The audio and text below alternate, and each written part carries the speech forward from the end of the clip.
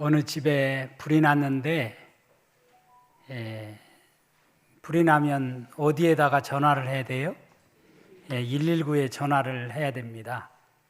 그런데 아빠가 119에 이제 전화를 해야 돼서 이제 식구들을 부르면서 얘들아 119에 전화해야 되겠는데 전화번호가 어떻게 되지? 그랬다는 거예요.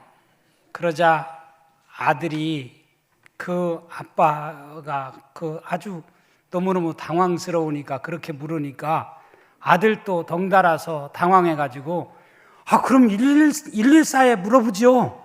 이제 같이 그랬다고 하는 그런 이야기가 있어요. 참 당황하게 되어지면 당황한 일을 만나면 사람이 그렇게 되지 않나 하는 생각을 해봅니다. 저도 예전 성전에 있을 때 새벽 기도를 드리기 위해서 올라오는데 교회 바로 밑에 공터에 BMW 차가 세워져 있는데 거기에 불이 붙은 거예요.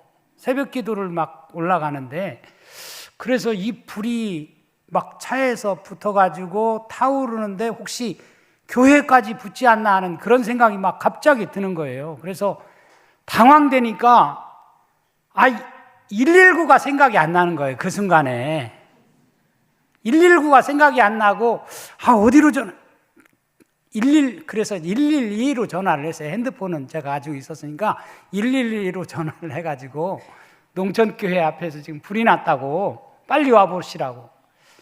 나중에 이제 그 112에서 119로 전화를 해서 어쨌든 소방서에서 와서 불을 끄고 그렇게 한 적이 있는데 사람이 당황하게 되어지면 참 그런 일을 우리가 겪게 되지 않나 하는 생각을 하게 되어집니다.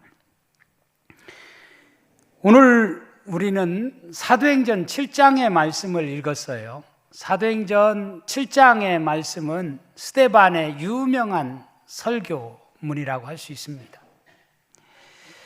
처음이자 마지막으로 스데반이 한 설교문입니다.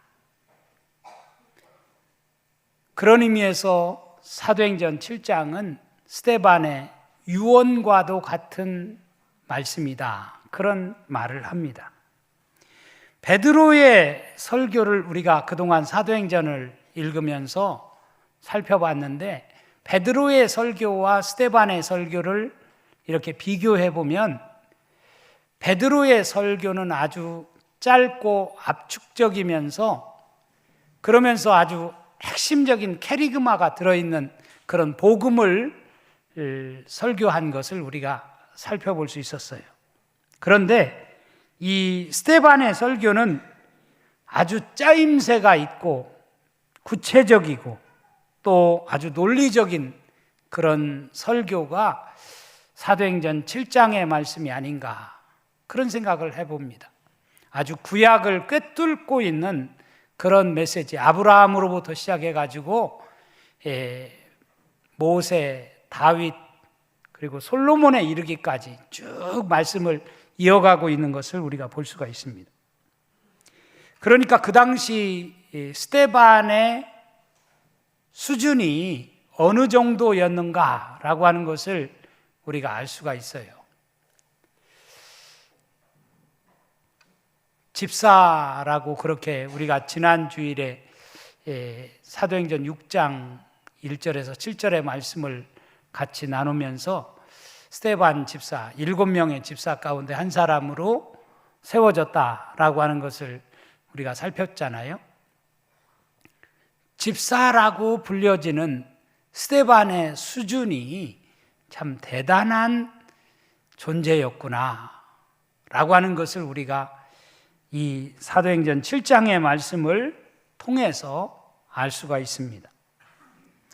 사도행전 6장 8절에 보면 이런 말씀이 나와요. 스데반이 은혜와 권능이 충만하여 큰 기사와 표적을 민간에 행하니. 은혜와 권능이 충만하여 큰 기사와 표적을 행했다고 하는 말씀을 하고 있습니다. 그러니까 은혜와 권능이 충만한 스데반을 통해서 정말 이런 놀라운 메시지가 선포되었다라고 하는 것을 알 수가 있죠.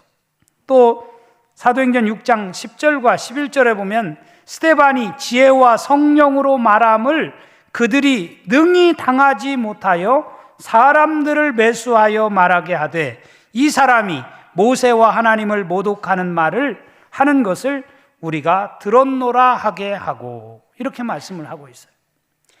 그는 지혜와 성령으로 말했다는 거예요. 그래서 그들이 이 지혜로운 그리고 성령으로 말하는 스데반을 능히 당하지 못해가지고 사람을 매수해가지고 이 스데반을 어떻게 하면 넘어뜨릴 수 있을까?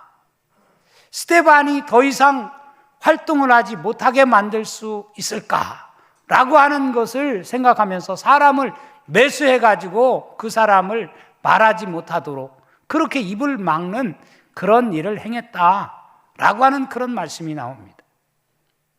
특별히 이 사람이 모세와 하나님을 모독하는 말을 했다라고 그렇게 사람들로 하여금 충동질해서 그렇게 스데반을 곤경에 빠뜨리려고 했다는 그런 말씀이에요.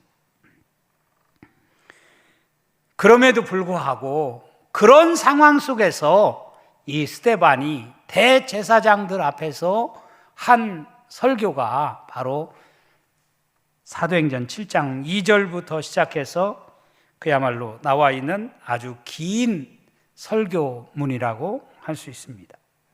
정말 그런 상황 속에서도 그의 입을 정말 닫게 만드는 그런 상황 속에서도 그 무시무시한 대제사장 앞에서 담대하게 복음을 전하는데 이렇게 구약을 꿰뚫면서 복음을 전하는 그런 스데반의 모습을 볼 때 참 스데반의 그 모습이 대단하다, 그런 생각을 하지 않을 수가 없습니다.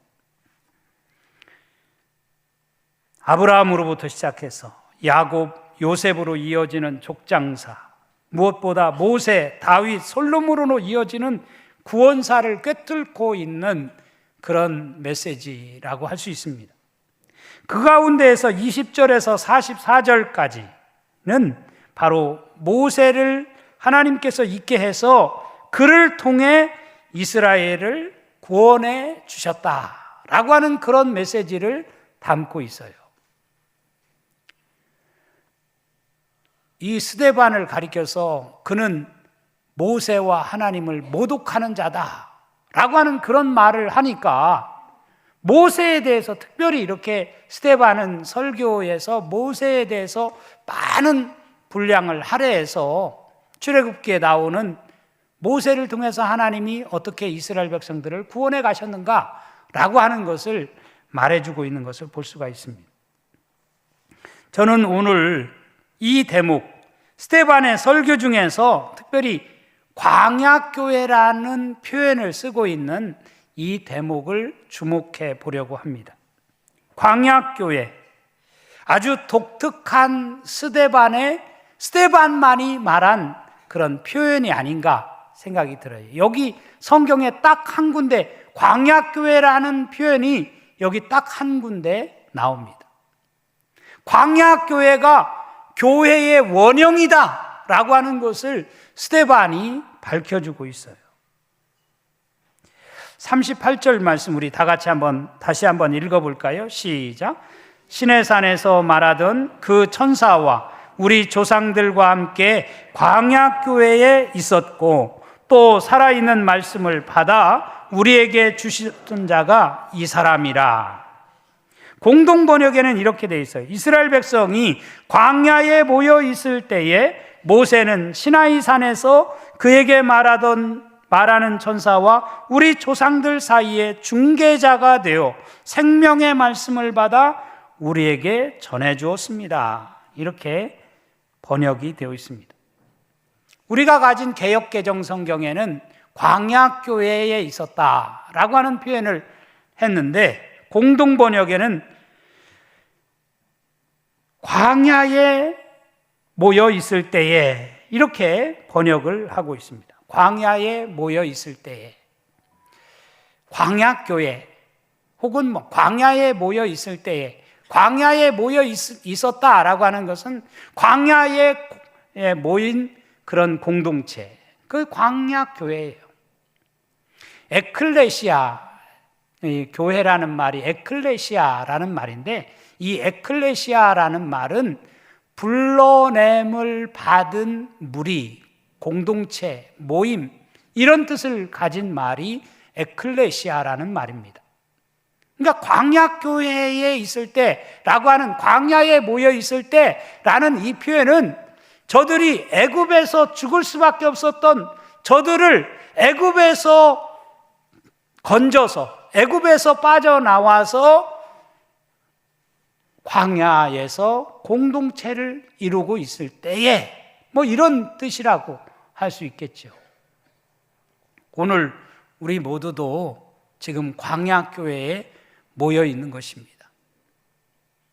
세상에서, 애굽과 같은 세상에서 버림받을 수밖에 없고 죽을 수밖에 없고 어둠 가운데서 헤매일 수밖에 없는 우리의 인생 가운데에서 하나님이 농촌교회로 모여서 함께 교회를 이루어 살아가도록 하나님이 광야교회로 저와 여러분을 부르신 줄로 믿습니다.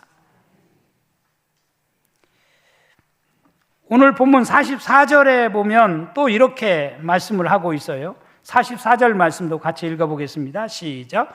광야에서 우리 조상들에게 증거의 장막이 있었으니 이것은 모세에게 말씀하신 이가 명하사 그가 본 그 양식대로 만들게 하신 것이라. 아멘. 광야에서, 이스라엘 백성들이 광야에서 우리 조상들에게 무엇을 줬다는 거예요? 증거의 장막을 줬다. 그런데 이것은 모세에게 말씀하신 이가 명하사 그가 본 그 양식대로 만들게 하신 것이다. 증거의 장막은 그 법궤가 담겨져 있는, 법궤가 놓여져 있는 그 증거의 장막은 모세를 통해서 하나님이 명령하신 대로 만들게 하신 것이다. 이스라엘 공동체의 그 광야교회의 중심에는 바로 증거의 장막, 그것을 출애굽기에 보면 회막이라고도 하고 성막이라고도 하는데, 그 안에 법궤가 있는 그 증거의 장막이 이스라엘 공동체 광야교회에는 그 중심에 있었습니다. 그렇다면 오늘날 우리 농촌교회에는 무엇이 중심이 되어야 할까? 그런 질문을 해봐요. 두말할 것도 없이 예수 그리스도, 부활하신 예수 그리스도가 우리 교회 안에, 우리 교회의 중심이 되어야 한다고 믿습니다. 이곳에서 우리는 예수 그리스도를 중심으로 모여서 부활하신 예수 그리스도를 만나는 그런 감격과 기쁨이 넘쳐나는 그런 부활 공동체가 되어야 돼요. 교회를 가리켜서 그리스도의 몸이다. 사도 바울은 그렇게 말했어요. 그리스도를 머리로 한 공동체, 그게 바로 교회인 것입니다. 이스라엘 백성들이 성막을 중심으로 광야길을 행진했던 것처럼 우리도 예수 그리스도를 머리로 한 교회를 중심으로 말씀 안에서 살아갈 때 우리는 광야 같은 이 세상을 능히 승리하며 살아가는 인생이 되어질 줄로 믿습니다. 45절 말씀도 같이 읽겠습니다. 시작. 우리 조상들이 그것을 받아 하나님이 그들 앞에서 쫓아내신 이방인의 땅을 점령할 때에 여호수아와 함께 가지고 들어가서 다윗 때까지 이르니라. 그렇게 말씀해요. 그것을 받아, 여기 그것은 무엇입니까? 증거의 장막이죠. 모세를 통해서 하나님이 명령해서 만들어 주신 그 증거의 장막입니다. 그것을 받아 하나님이 그들 앞에서 쫓아내신 이방인의 땅을 점령할 때에 여호수아와 함께 가지고 들어가서 다윗 때까지 이르렀다. 그러니까 증거의 장막, 하나님의 임재의 상징을 나타내는 증거의 장막이 다윗 때까지 이스라엘 공동체 안에, 이스라엘 공동체의 중심에 있었다는 말씀이죠. 어쩌면 광야라고 하는 곳은 아무것도 없는 곳이 광야예요. 풀 한 포기, 나무 한 그루 살 수 없는 땅이 광야입니다. 아무것도 없는 것 같지만, 그러나 이스라엘 백성들은 광야교회에서 살 때 아무것도 없어요. 그러나 증거의 장막이 그들 중심에 있었기 때문에 아무것도 없는 것 같지만 모든 것을 가진 공동체라고 말할 수가 있습니다. 교회를 이루고 있는 우리 저와 여러분도 사실은 아무것도 없는 자 같으나 모든 것을 가진 자가 될 수 있기를 간절히 바랍니다. 우리는 그런 자들이에요. 그렇기 때문에 사방으로 우겨쌈을 당해도 쌓이지 아니하고, 답답한 일을 당해도 낙심하지 않고, 거꾸로뜨림을 당해도 망하지 않는 것이죠. 예수 그리스도를 중심으로 한 공동체이기 때문에 어떤 어려움이 찾아와도, 어떤 환난이 우리에게 찾아와도 흔들림이 없는 그런 공동체를 이룰 수 있다는 거죠. 무명한 자 같으나 유명한 자가 돼요. 없는 것 같지만, 아무것도 없는 자 같지만 모든 것을 가진 자와 같은 그런 그리스도인으로 살아갈 수 있는, 우리 안에 질그릇에 담겨져 있는 보배가 있는 그런 공동체를 이루는 우리 농촌의 모든 성도들이 되어질 수 있기를 주님의 이름으로 축원합니다. 교회는 바로 그런 거예요.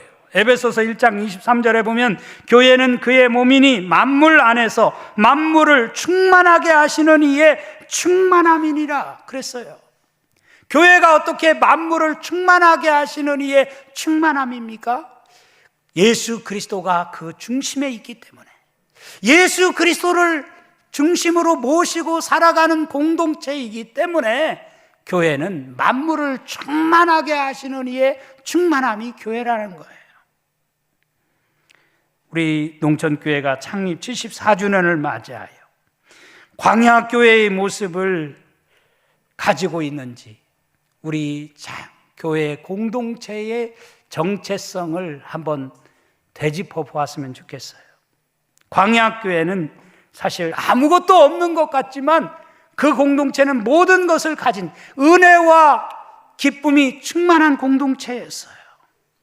그리스도가 충만한 교회가 바로 광야교회라고 하는 거예요. 광야교회는 성령이 충만한 교회입니다. 사랑이 충만한 교회예요. 그런 농촌교회 안에서 여러분 신앙생활 한다고 하는 것이 정말 나의 기쁨이고 자랑이고 면류관이 될 수 있는 성도들이 될 수 있기를 주님의 이름으로 축원합니다. 그러려면 우리가 어떻게 해야 되는가? 첫째, 광야교회에서 우리는 하나님을 만나는 역사를 경험해야 합니다. 하나님을 만나는 체험을 해야 합니다. 출애굽기 25장 22절에 보면 그런 말씀이 나와요. 거기서 내가 너와 만나고 속죄소 위 곧 증거궤 위에 있는 두 그룹 사이에서 내가 이스라엘 자손을 위하여 내게 명령할 모든 일을 내게 이르리라. 그렇게 말씀을 하고 있어요. 거기서 내가 너와 만나겠다. 하나님께서 속죄소가 있는, 증거궤가 있는 그곳에서 내가 너와 만나주겠다. 그렇게 약속해 주고 있어요.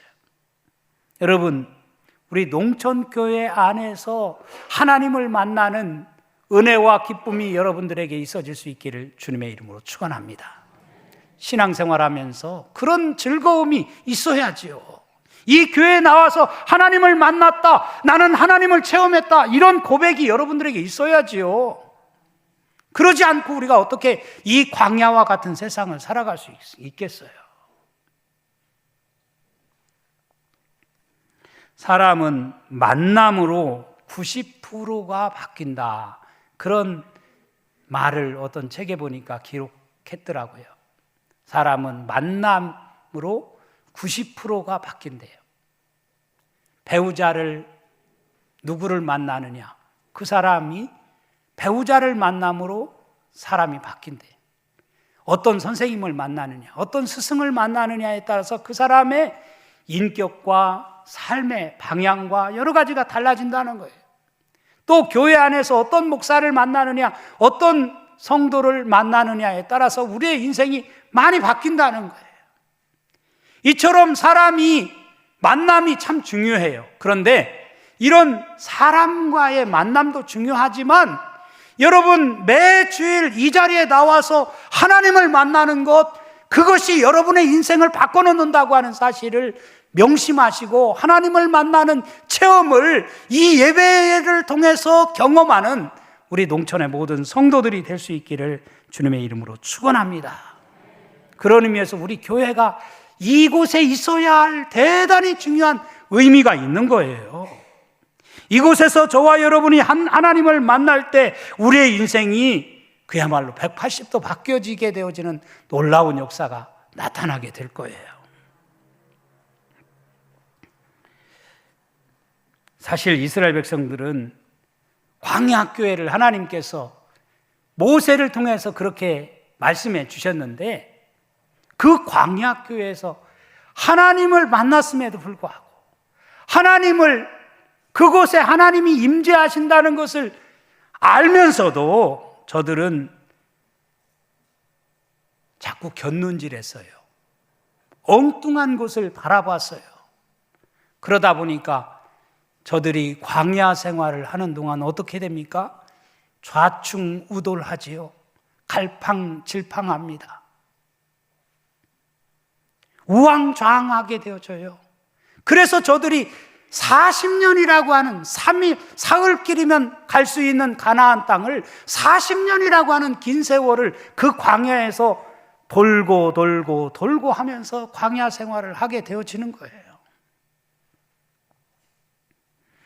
오늘 우리가 읽은 39절에서 41절 말씀에 보면 이런 말씀을 하고 있어요. 우리 조상들이 모세에게 복종하지 아니하고자 하여 거절하며 그 마음이 도리어 애굽으로 향하여 아론더러 이르되 우리를 인도하던 이 모세는 어떻게 되었는지 알지 못하노라 하고 그때에 그들이 송아지를 만들어 그 우상 앞에 제사하며 자기 손으로 만든 것을 기뻐하더니 이렇게 말씀해요.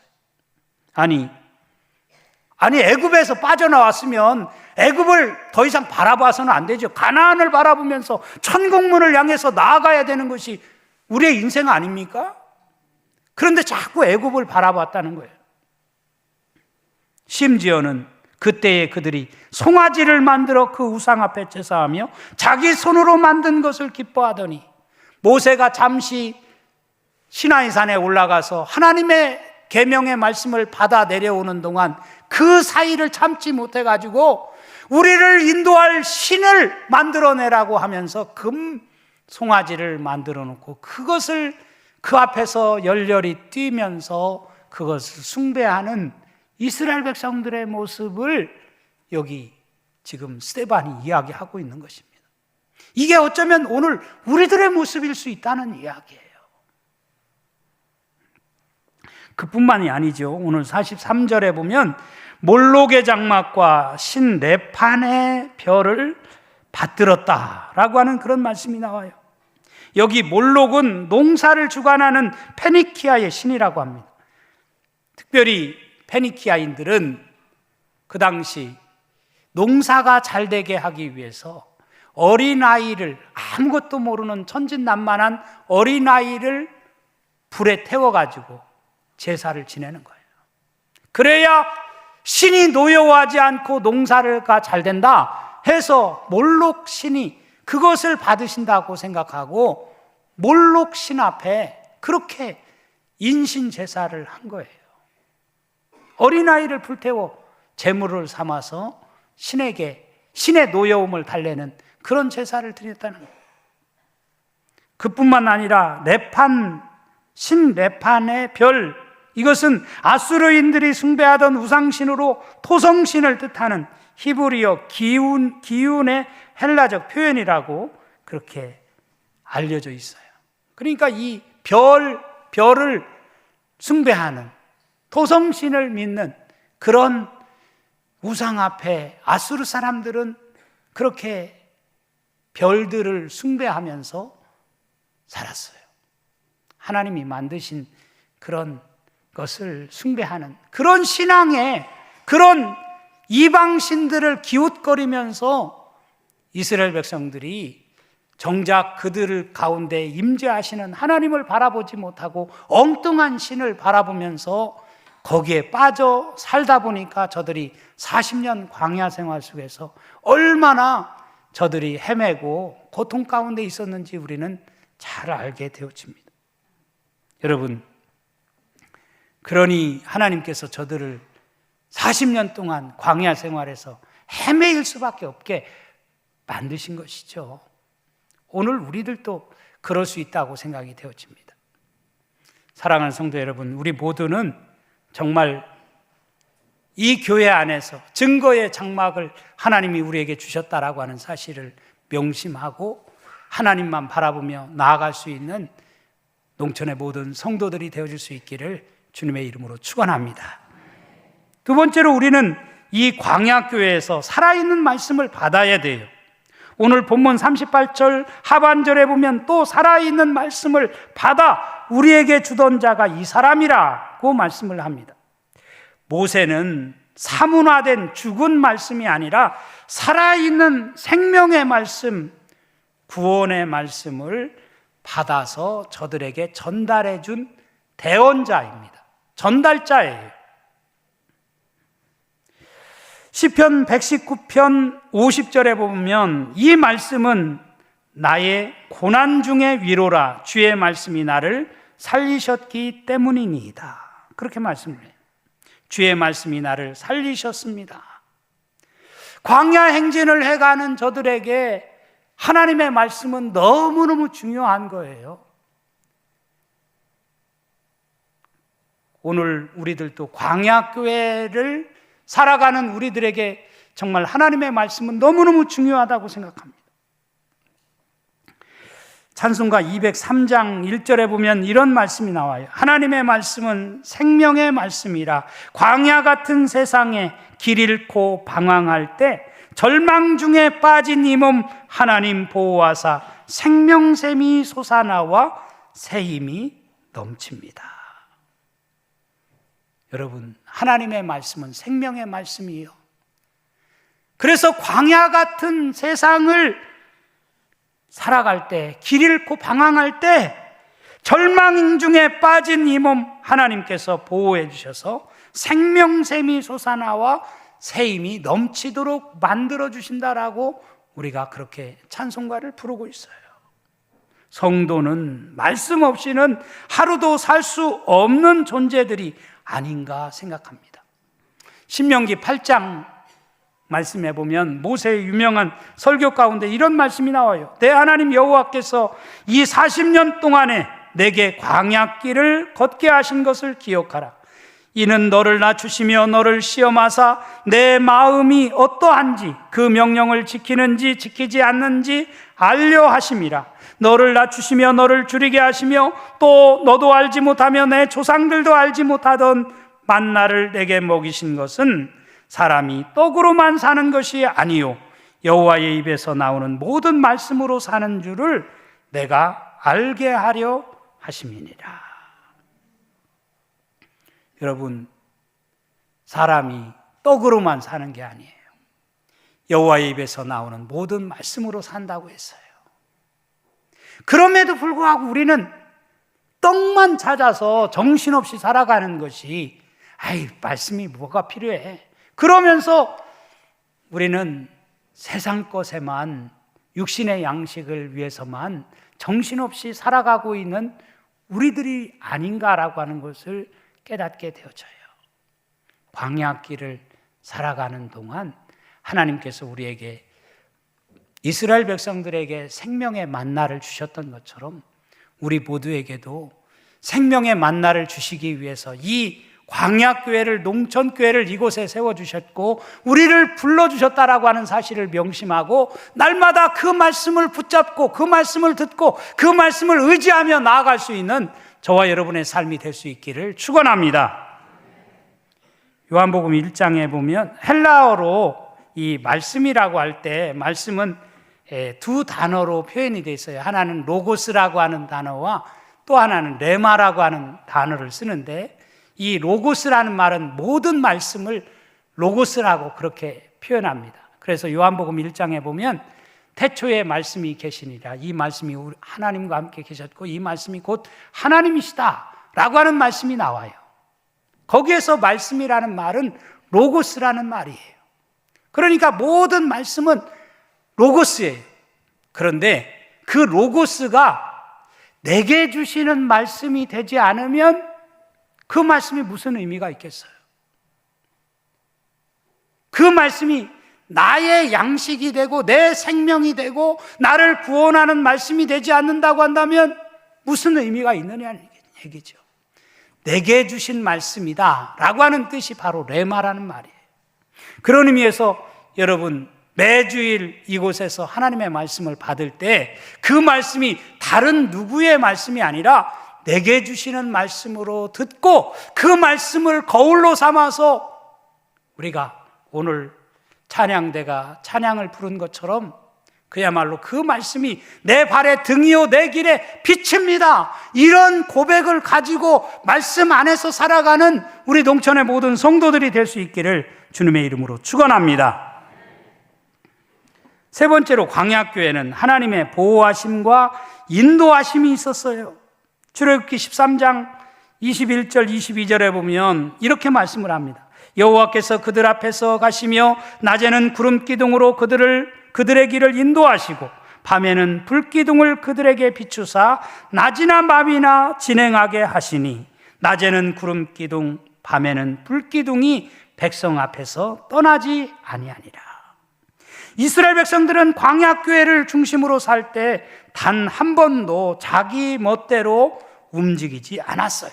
아무리 엘림과 같은 오아시스를 만났다 할지라도 하나님이 구름 기둥으로 그들을 인도해 가시면 그 자리에 더 이상 머물지 않고 그 구름 기둥을 따라 인도했어요. 아무리 풀 한 포기 나무 한 그루 없는 그 뜨거운 떼약볕이 내리쬐는 그곳이라 할지라도 구름 기둥이 머물면 그 자리에 머물렀어요.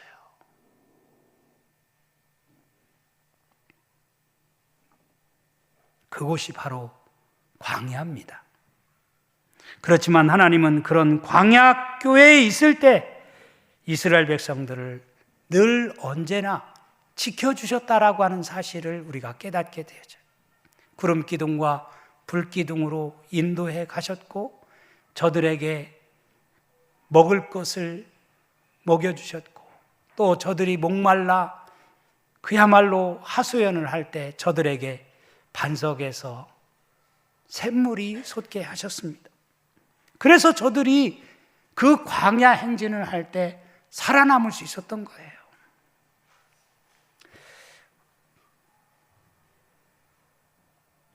사랑하는 성도 여러분, 우리 농촌교회도 마찬가지라고 생각합니다. 지난 74년의 역사 가운데 지난 역사를 이렇게 되짚어보면 고비고비마다 하나님께서 우리를 구름 기둥으로 불 기둥으로 인도해 가셨다, 그런 고백을 하지 않을 수가 없어요. 우리가 뭘 먹고 살지? 그럴 때 하나님은 이스라엘 백성들이 광야 사방을 둘러봐도 먹을 것이 나오지 않는 그 광야 한복판에서 자고 일어났더니 그야말로 만나가 내렸던 것처럼 동풍이 불어서 메추라기가 몰려와서 그들에게 양식이 되었던 것처럼 하나님이 우리 모두를 지난 세월 동안 하나님이 지켜주시고 보호해 주셔서 여기까지 이르게 된 거예요. 광야교회를 이루고 있는 농촌교회, 여러분 모두의 인생을 하나님께서 지켜주시고 인도해 가신다고 하는 사실을 확실히 믿고 하나님만 바라보며 나아갈 수 있는 저와 여러분의 인생이 될 수 있기를 간절히 바랍니다. 그래서 그 언젠가 하나님께서 우리를 부르실 때 우리 모두가 이 땅에서 저 천국문에 이르는 그런 축복된 삶을 살아가는 우리 농촌의 모든 성도들이 되어줄 수 있기를 주님의 이름으로 축원합니다.